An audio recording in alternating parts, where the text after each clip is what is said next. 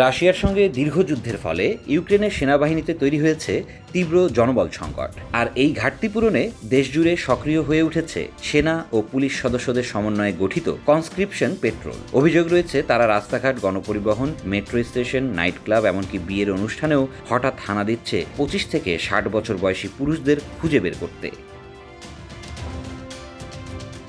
চলতি বছরের প্রথম 6 মাসেই বল প্রয়োগ ও জোরপূর্বক নিয়োগের ঘটনায় ইউক্রেনের মানবাধিকার বিষয়ক অভিযোগ তদন্ত কার্যালয়ে জমা পড়েছে 2000-এর বেশি অভিযোগ। কিছু ক্ষেত্রে আটককৃত ব্যক্তিদের মারধরের পাশাপাশি তাদের বিরুদ্ধে অবৈধভাবে সীমান্ত পেরোনোর মিথ্যা অভিযোগও তোলা হচ্ছে, যা ইউক্রেনে শাস্তিযোগ্য অপরাধ।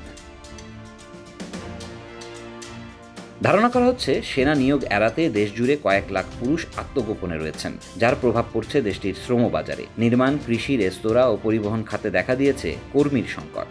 অনেকে চলাফেরার সময় নিজের কাগজপত্রের বৈধতা প্রমাণে সাক্ষী সঙ্গে রাখছেন, যাতে নিয়োগ পেট্রোলের যে কোনো আচরণ ভিডিও করে রাখা যায়।